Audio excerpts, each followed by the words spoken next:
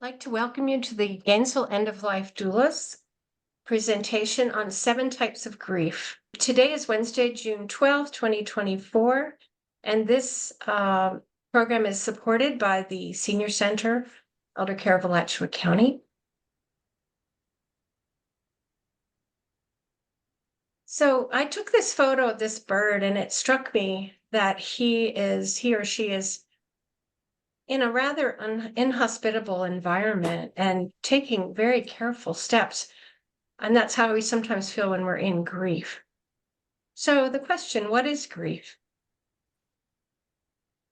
Grief is a normal, natural response to any unwanted change. And it can be having what you don't want or not having what you want or having what you don't want.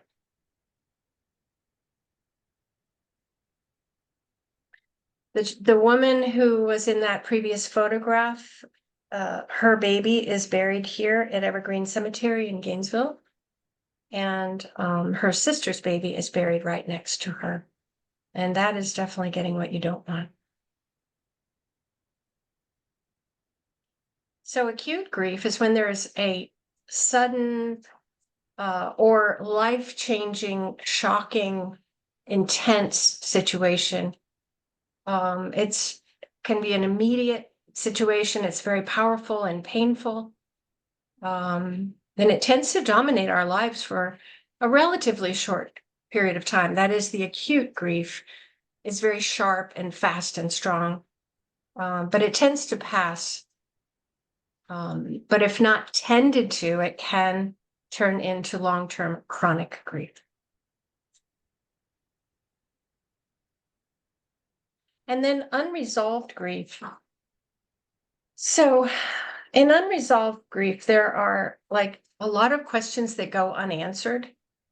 And when we lose someone, especially to death or a catastrophe, we do end up with a lot of questions. We're just asking ourselves, why did this happen? Where was I? What was that?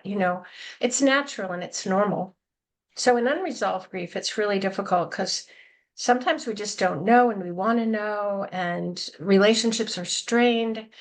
We wish, of course, in any kind of grief, we wish we had done things differently. So unresolved grief is it's very challenging. And then this is a picture of my mom on her wedding day in 1945. So we have ancestral grief. And I think a lot of us are familiar with that idea where, it comes from our mothers and grandmothers and way on down the line. And we don't even know what it's about because we don't know what they went through. We just know something was passed down to us. So it's a mystery. Family secrets are often kept and they prevent us from knowing because, people are going to talk about all the sort of happy stuff, but they will hide or resist talking about the painful stuff, especially when there's really, serious abuse in the family and things like that.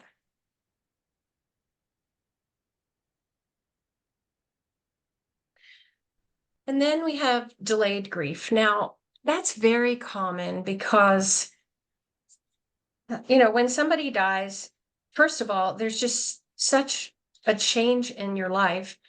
And then there's so many things that we have to do. So immediately we get busy taking care of the details.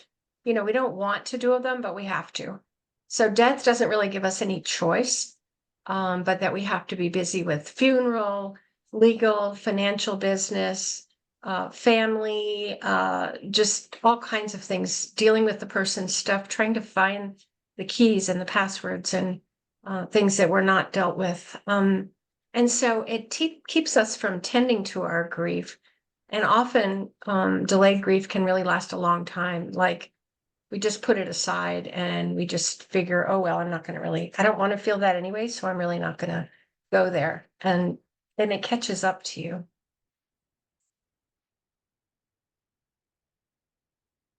I took this photo on my back porch. I thought it was a lovely example of disenfranchised grief is what I use that photo for. So disenfranchised grief is like you're being cut out of a chain, because a franchise is like a chain of restaurants or stores or a chain of anything. So in disenfranchised grief, it's really difficult because perhaps there's family estrangement, you're cut out in various ways.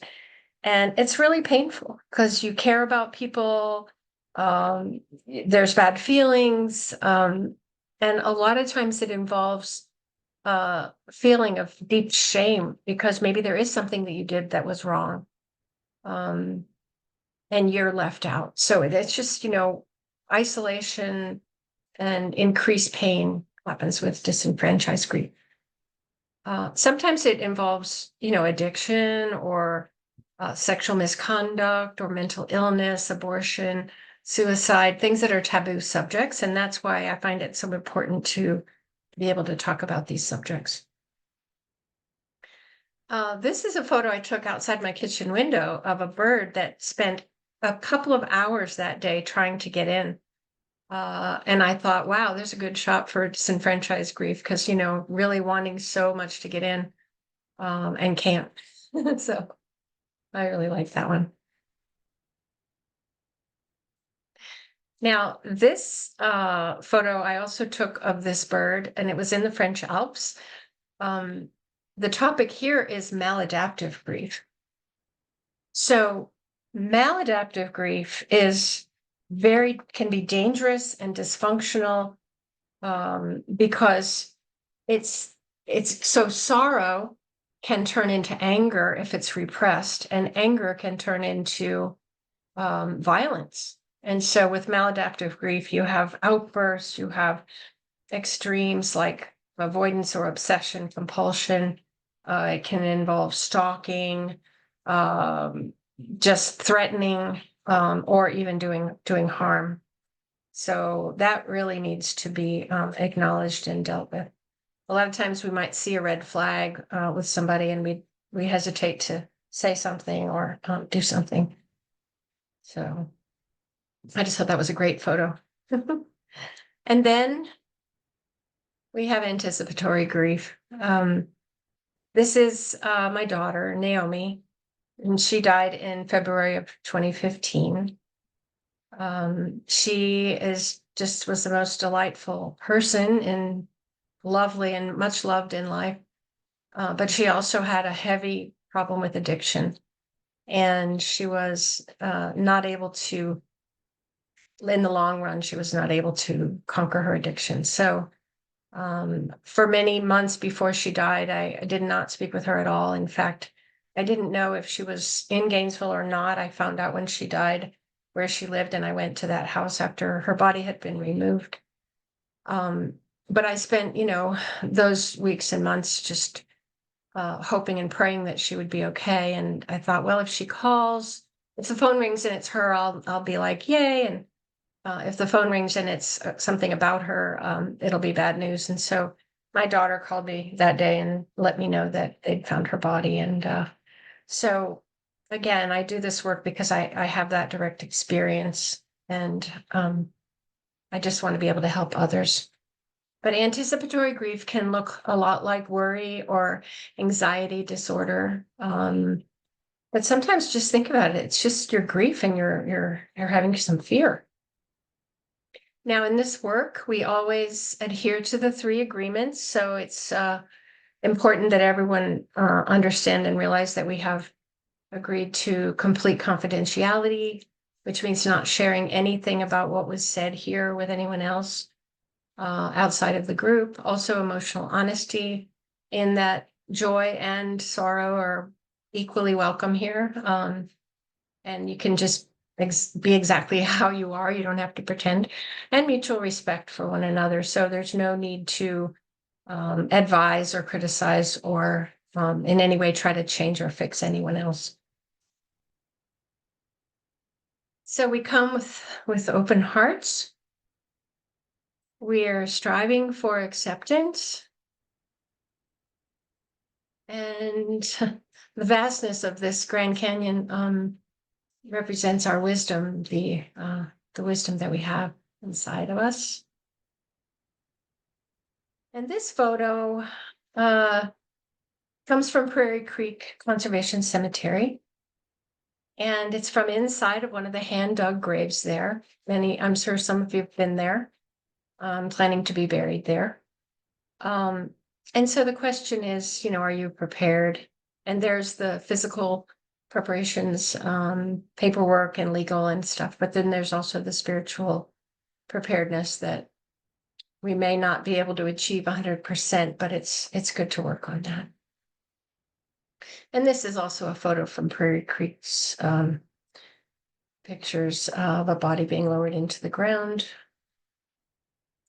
And so this is my business, Transforming Grief. I'm not a counselor, I'm a specialist, I'm an expert.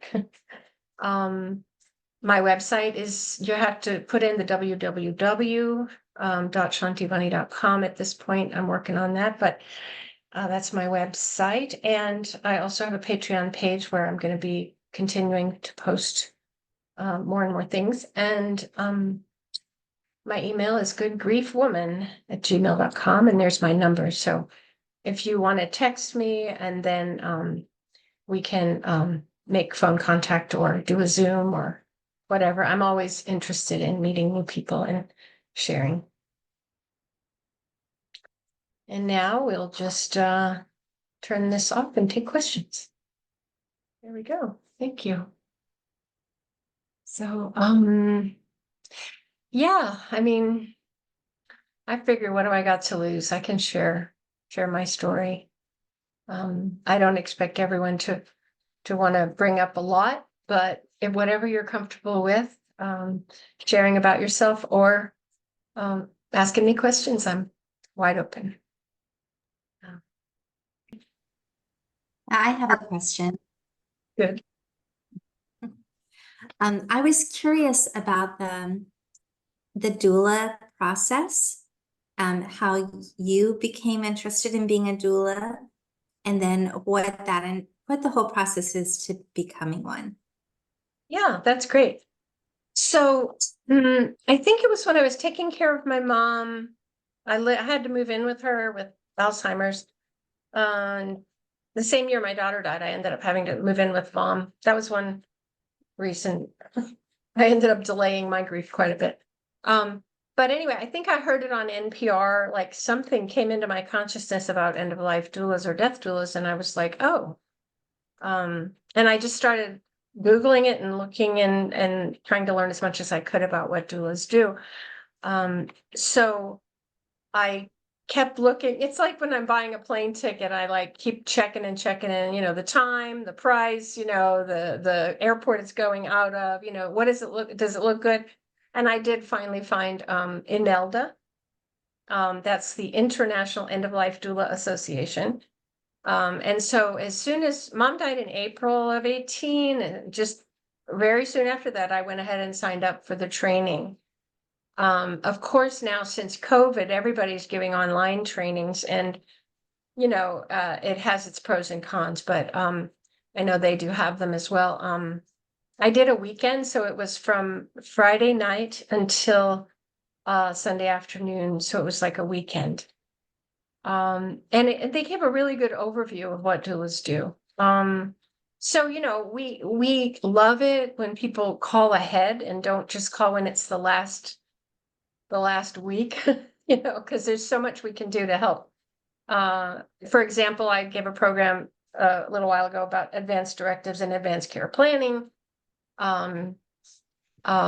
We do, legacy work. Also having a person who's not in the dynamic of the family is just helpful. Somebody who's not uncomfortable with the subjects, who can just talk straight about things and help advocate for the wishes of the dying person, because a lot of times their wishes get lost in everybody's chaos, and everybody's concerns and upsets and attachments and things like that. So now some families are fortunate not to be like that, but some of them are. When things get tough, people get a little off balance, so So a doula can come in and just give a different perspective and say, well, have you thought about this? Or for example, we can help move the bed to the living room where there's a picture window and it's just a fresh view for the person. Or also learn about what they like, what their likes and dislikes are, and kind of make suggestions. And if there are disagreements, we can listen to the different parties and find the advance directives and say, well, this is what they actually said they want. So really, it's the law. It needs to happen. We need to fulfill the person's wishes.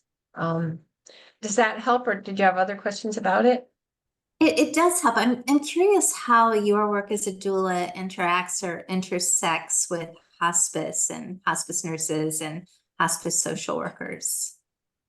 Yeah, and my personal experience doesn't. I mean, a lot of us get our initial experience by volunteering in a hospice. It's usually, often recommended. Well, and I did too. Like when I came back from my doula training, I enrolled as a volunteer with Haven. That's where Mom died, was at the Haven House.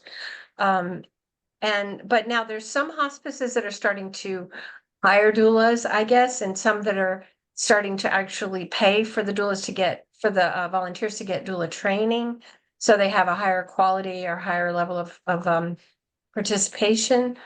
And some people, I imagine they can get the training that way and then leave the hospice and go on and they've got their training. I mean, I think there's different situations, but I think that just like anything in the past 10 years, people know a lot more about doulas than they did. Also because we keep giving these, educational presentations and talking about it and newspaper articles and things like that. And the more that happens, the more it'll seem normal and acceptable. In fact, I would hope that at some point insurance companies would see the benefit of paying for doula services, because it can prevent things that are more expensive from happening with people's care.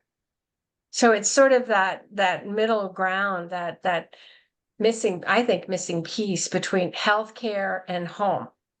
There's this whole band of activity that we can touch that in the healthcare system, even the hospice system, they have their appointment, or they have the nurse visits the room and they check things and they give meds and they, but it's nursing, and they go on to the next room and then they're out in their nurse's station and they're doing their paperwork, and it's the medical system, nothing wrong with that. And then, so doulas could potentially really, once we get in more to the system, I think we'll have this glorious place of people acknowledging what we do and valuing what we do. So It yes, reminds me a Linda. little bit of midwifery in the past. Well, it As is. it I mean, gradually became. that's right. It became part of the world. And of course, we had birth doulas before we had death doulas. And so we're just the other end of the circuit. Yes, Linda, you wanted to say something. Yes, I just wanted to ask, with your training programs, are they certificate programs, or how do you become, recognized as a doula? Yeah, the interesting thing is that there are certificates of completion and there are certifications. I'm not exactly like when I give a grief training or class, I give a certificate of completion. I don't call it a certification, but it shows that you've done this work. Like for Inelda, the certification is much more involved than the certificate that I got. I did the weekend, I got the certificate on the spot, that was it. But the certification involves, months of volunteering and being at the bedside and having documentation of that and having the social worker sign off on it. And some programs are much more intensive than others. So, but it's not regulated, it's not licensed. I'm grateful really that we have the freedom to serve. But that also makes us at the Florida Association, which actually is the first statewide organization that we know of in the country. Makes us really, really want to hold to a high standard. Like, if we see someone using the wrong language or just we like to correct each other or make sure we keep each other up to speed on our quality, our ethics and clarity, kind of having a similar base of operation. And then I see I see someone sent me a direct message. Did you want me to share this? I can read it anonymously. I lost my sister during a very personal, difficult time and was unable to really address it. I was just crawling out when my dad then passed, and I don't feel like I've ever really felt it. I would like to address it and deal with it so it doesn't sneak up on me later. How do I do that? So that's that's a very clear example of delayed grief. If you're going through your challenges and you're not all firing on all 6 cylinders, life can just kind of pass over you, like, so I think that doing this work, like, I have a lot of good papers I can send out to people. I have information on the different types of emotions and grief and things like that. Just working it, there's a lot of information out there. I'm not sure if you're in Gainesville, but I am. It's good to be able to really sit down face to face with someone. I had a person the other day who, for our first visit, we spent 2 hours and we just dug way deep into some of the basis of his, pain. And we discovered some things that were pretty astonishing. He discovered them. I just basically listen and feedback, and I don't know. I don't know if I really answered that. And there's probably not a cookie cutter answer for these things. I think we have to look into our hearts, and a big piece of it is acknowledging pain. So many people who work with grief try to get us to hurry up and feel better. And that is not in my language at all. It's not in the training that I've had. To sit with it and feel it, the uncomfortableness. And then, we have what I call intelligent regret. Like, okay, I might have been so preoccupied with my own selfish needs that I ignored somebody, and then all of a sudden they died and it was too late and I couldn't make it right, believe me, having your child die when you were not in good shape when they were little, that's hard. I went through that. But I just kind of found a way to make it better for myself, like make amends, and some of what I do to take care of that is whatever I feel like I didn't do that I should have done, just do it today for someone. Find someone who needs some help or something, and just find a way to make it right now, because now is all we got. I don't know. It's kind of feel like I'm having a monologue, and I'd love for people to keep sharing. Liz, yes. Well, this is kind of a sidebar, I guess, but I'm a member of the Unitarian Universalist Fellowship, and we just hired a contract minister. And I'm looking at her resume right now, and I knew this was the case, but I wanted to get it right. In 2020, she was certified end-of-life doula, Doula Givers National End-of-Life Doula Alliance. That's NELDA, right? No, INELDA is International End-of-Life Doula Association. And INELDA, INELDA, is a training organization. NEDA, NEDA, is National End-of-Life Doula Alliance. And the president is one of our members, Ashley, what's her name? She lives in Orlando, Ashley Johnson. And they are not a training organization, but they are a networking organization, and they provide education and standards. Okay, and then she also holds, it says in 2021, she received Grief Works certification, the Institute of for the study of birth, breath, and death. Yeah, and that is Amy. Yeah, and I also know Amy was in Florida. What's her last name? Yeah. And she moved somewhere else, but she does some very interesting work. Yeah. Because she's a birth and death doula, I believe. Yeah. Okay. So wow, anyway, that's your this minister. person- yeah, this That's person your is coming minister. to us starting July Wow. 1st. So there's Oh, more so more they're folks in the just coming wings. in, huh? Well, Well, gosh. they're going to be here part of the time and in Macon, Georgia part of the time. They're Cool. going to be full time working with us, but it's going to be a a hybrid kind of a circumstance. Oh, that's really neat. Yeah, maybe they'll want to invite me to come and like share in a circle. Be happy to. I'll make the connection for you. Please do, yeah. Because Liz, my mom was a member of the Unitarian Universalists, and Liz used to come and visit mom in her final days as well. So coming full circle here, looks like. Great. Yeah, so it's hard though. I'm not sitting here saying, oh yeah, you can just feel better. It's really hard. My mentor, Megan Devine, she says grief sucks. you know. She wrote a book called It's Okay That You're Not Okay. And I always encourage people to get that book and really look at it. But the whole she talks about the entertainment narrative of sort of Cinderella or any Disney, whatever, the entertainment narrative that's in movies and everywhere, that you have this terrible thing happen.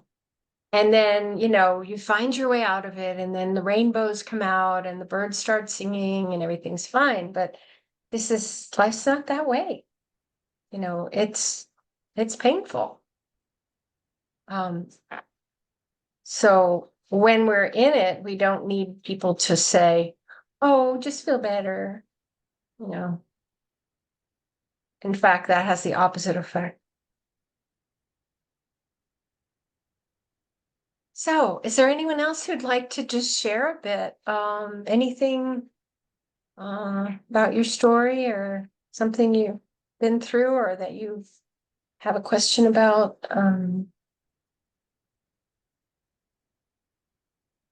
Were any of those types of grief news to you? Like, how about the disenfranchised grief? Has anyone had any experience of that where they felt left out or cut off?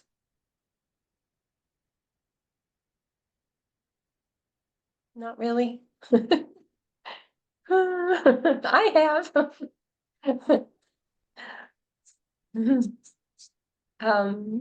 So yeah. And then the maladaptive grief, like I said, that can be really dangerous because it's so people can be so moody and so self-involved that they just don't even care. Yeah. So we definitely want to avoid that one. But the list that I have here has I think 14 different kinds that I talk about. And the thing is, some people say, well, grief is just grief. It doesn't matter what kind, like, don't bother to classify it or be specific about what it is. But, the more we think about it, we realize, oh, that was grief. I thought I was just like worried. Or I thought I just had anxiety and my doctor prescribed me Zoloft, or something. A lot of times, having been in the mental health system myself, a lot of times people are misdiagnosed because we don't acknowledge what it is. And it's considered a behavioral problem, like your behavior isn't good. So they try to adjust our behavior or our thinking. But using drugs when you haven't tried other means, to me, doesn't make sense. So, it's a roller coaster ride. So someone might say, oh, you're bipolar. You're having such mood swings. You must be bipolar. Well, maybe it's just more of a natural thing. I'm not saying those things don't exist where, that those disorders don't exist, but sometimes, we're not accepted for our ups and downs. People want us to just be somewhere in the middle. So. I want to just say, regarding your question about disenfranchised grief, that you're not alone. I have felt that. It's just really too painful for me to talk about. But I also wanted to kind of respond or join in with the other question about what do you do when you're in grief? Like, how do you deal with it? Because it seems like the answer to so many questions is community, that you need someone to talk to. Do you talk to a friend? Do you talk to a counselor? Like, who in your circle in a way is worthy of that kind of pain? You can't just talk about it with just anyone you run into.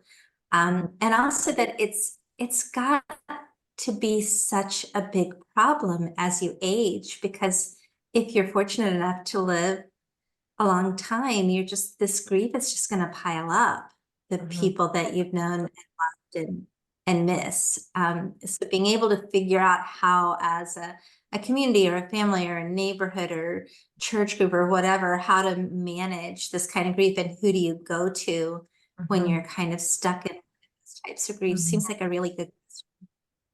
Yeah, because I've gone to I'm sure you probably have too, but I've had times when I tried talking to people who just weren't there for that. And of course, when I'm extremely grieved, I just blurt it out or just start crying and talking and blah, blah, blah. And then it's just a waste. For them, it's disorienting and they stay away from me, and then I feel awkward and I stay away from them. And but I think that the grief education piece is important, because the more people understand about it, then the more of us there will be to talk with. You know what I mean? And so the things people say, all the old cliche things like, well, she lived a long life.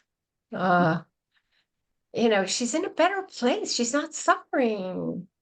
You can have another child, or you have, for me, I had 4 kids. So you have 3, yeah, but I lost that one.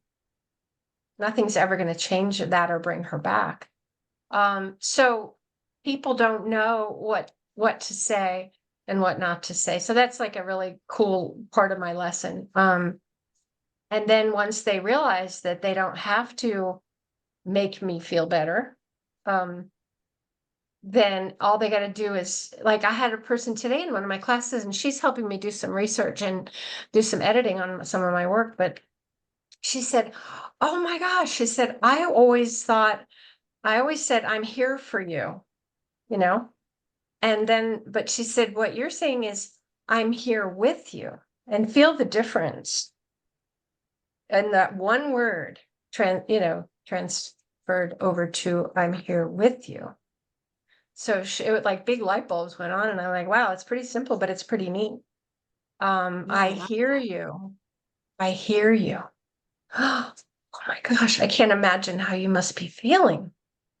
And just give it space, because, the alternative is, oh, it'll be okay. There's always tomorrow, blah, blah, blah, and that stuff. So these skills of just giving it and offering it and making sure people understand that, just the language piece. And then there's the body language piece with that of, oh my gosh, looking all over the place, or giving them your attention and feeling the expression on your face too. And so in our listening, I've done co-counseling in the past, which taught me some listening skills, peer counseling, where when you're the listener, you put you just learn to put your own stuff aside and really, really listen. And then when you're sharing, you just go for it. But to put on the different hat of listener or talker. Because so often we unconsciously just have a next answer or, oh yeah, you know how frustrating that is when you're telling someone something and they're, oh yeah, that happened to me too. And then it's just gone. The connection is gone. And so there's this, what we call in the doula work, we call it deep active listening. And we actually practice this with each other. And in the training, we just pair off and do it. We just try it. So yeah, there's just a lot of cool stuff about it. And to me, it's just natural, but it's not, it should be more common in the world, I think, but it's just, so it's teaching something that's actually kind of easy to teach because it just kind of comes naturally. But and my friend that I gave the 2 hours the other day, when I cried, when I told him how much I cared about him, and then he was able to cry. So it's not like if you're in the mental health system and you're a counselor, you're not going to do that. You're not going to cry. They're the ones that are supposed to be crying. But the humanness of the peerness of the relationship, of a peer rather than a sort of professional. I mean, I'm not sure what all counselors do. I'm not saying, but generally my understanding is that you keep that professional stance, So when it's a two-way street, it's kind of dicey sometimes, but it's also quite beautiful. Because this person cried 3 times in the 2 hours and he hadn't been able to cry for probably a couple of years. And so the bottling up of all that pain was really what was making him feel like the head and the heart were disconnected. He just, and I've had those times too, when I felt like my head's over here and my heart's over there. And they're so far apart, so the idea is, we're going to kind of bring them together. So it's just a real honor, and just, I'm so grateful to be able to kind of share this, with anyone that'll be interested. Yeah. Oh, thank you. Yes, Bonnie. Thank you for doing this hour and all the information that you've acquired and your willingness to share it with all of us. I think that's really important. I'm kind of hearing that, this information session kind of opened the door to resources that you know of or provide.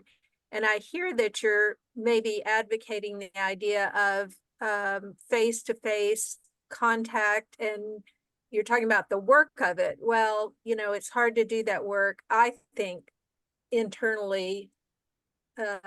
It's a solitary kind of thing. You get kind of caught up in your own mess. So am I correct in understanding that you're advocating that we utilize your resources or find someone that we can talk to and just have the opportunity to just talk through what's going on? I mean, not to the point of coming up with solutions, but just, human to human contact. Is that kind of your idea? Yeah. I think it's so important because nobody has to figure out what you need to do. You will figure that out as you express yourself and share your story. And just to create that, what I call listening partnerships, so I'm not expecting or wanting you to necessarily count on me. Just find your own resources and pick your people and do your reading and learning. And if you want to call on me, that's great. I love to get out and speak or lead circles too. But it's in you. But sitting there in spinning your wheels in isolation, I remember how that worked for me, and it didn't, I still have to sometimes I have to remember that I need to find someone to talk to, because I see it myself as, I have this persona, I'm the teacher and I help everybody else. But sometimes I come out of a session like that 2-hour session drained, and I think, wow, I need to find some rejuvenation process too.